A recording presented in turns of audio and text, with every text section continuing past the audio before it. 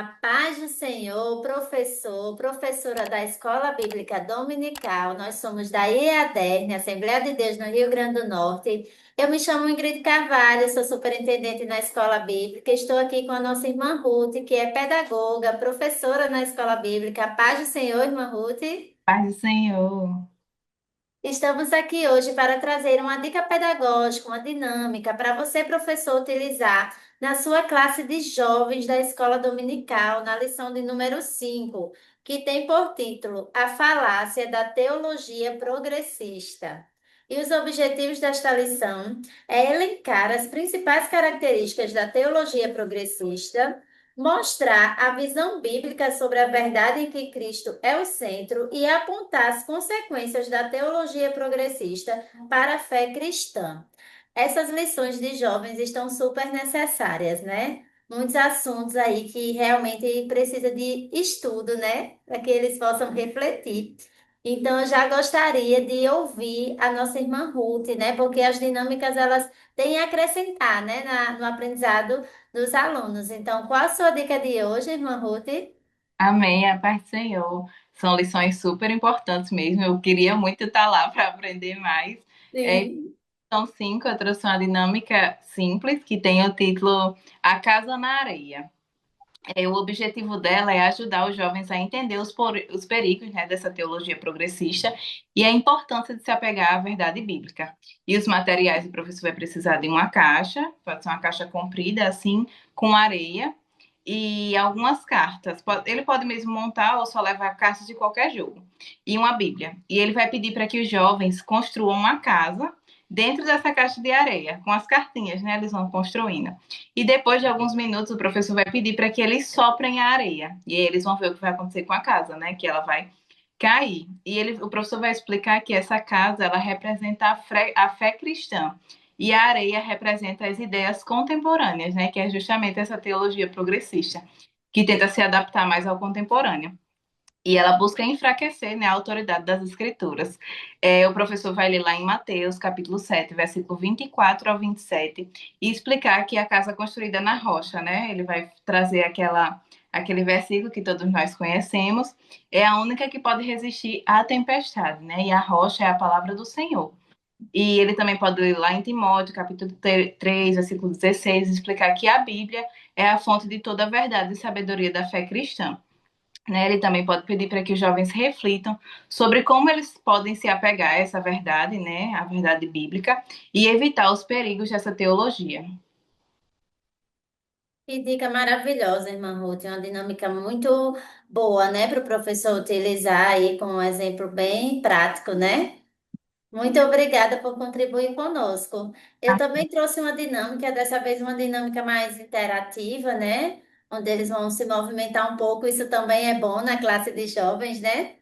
E o título da dinâmica é Central ou Deslocado. O objetivo é mostrar que Cristo precisa ser o centro da verdade, né? Que é o que a teoria progressista não quer mostrar para a gente, né? Pensa ao contrário.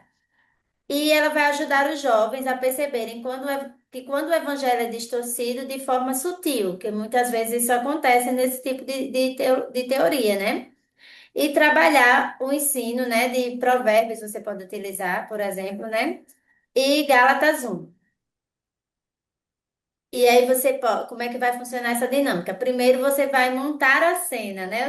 Coloquei aqui montando a cena. Você vai precisar de três voluntários.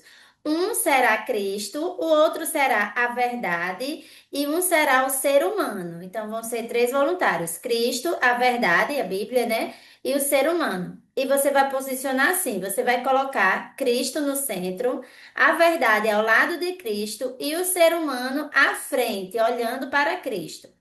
E aí você vai fazer a primeira pergunta. Você vai perguntar para o restante do grupo, né? Essa cena representa o evangelho verdadeiro? Aí eles vão dizer o quê? Que sim, né? Cristo no centro, a verdade e o ser humano olhando para Cristo. Então você vai dizer: Cristo está no centro, a verdade vem dele e o ser humano se orienta por ele, né? O ser humano vai estar olhando porque vai estar sendo orientado. E aí você vai começar agora a parte interativa, né? Você vai começar a mudar os voluntários de posição, né? Isso para eles gera um impacto visual, né? Que isso é muito importante na dinâmica. E aí você pode sugerir a primeira situação. Você coloca o homem no centro, o ser humano, e afasta de Cristo.